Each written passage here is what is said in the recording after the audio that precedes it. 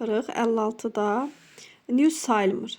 Xəbərlər deməkdir, amma sayılmır. Yəni iz olmalıdır. Çıldırın cəmdədir. Ar olmalıdır. Cavab ad. Şalvarım hardadır? Trazo sözü özü cəmdə olan isimdir.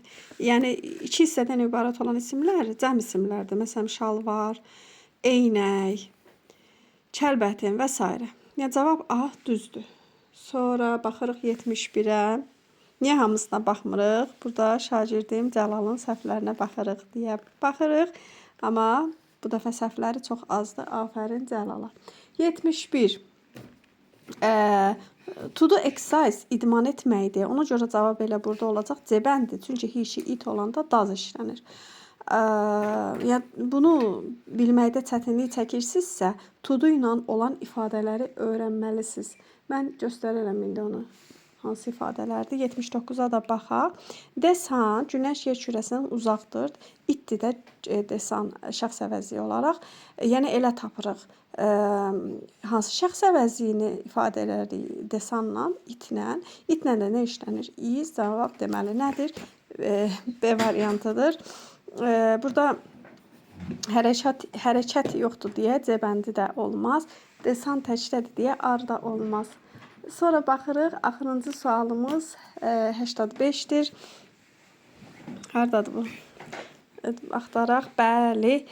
Qat varsa sualımız həzlə olur. Qat olmazsa sual dazla olardı. Məsələn, does he have a camera? Belə düz olardı. Amma qat varsa biz sualı həzlə verməliyik. Həvlə də olmaz. Çünki he, itlə həz işlənir. Qalanları ilə həv işlənir. İndi gəlin, do ilə olan ifadələri sizə göstərim. Bir dəqiqə.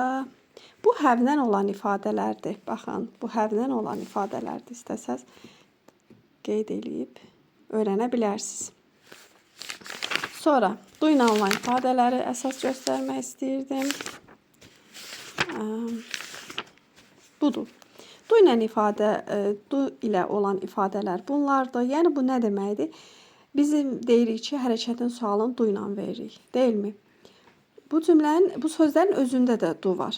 Yəni biz iki do'dan istifadə edəcəyik. Bir, hərəkət olanda sual verdiyimiz do, digəri də bu, yəni özündə olan do. Məsələn, deyirik ki, do you do your homework? Sən ev tapşırığını edirsən. Do you do? Biri to do etməkdir.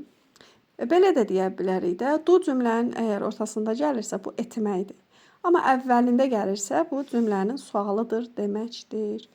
Do you do your best? Sən əlinə gələni edirsən. Bir də to be ilə olan ifadələri göstərmək istəyirəm. Əslində keçən dəfə to be ilə olan ifadələri çəkmək istədim. Çəkdim, amma paylaşmaq olmadı. Ona görə elə indi göstərim.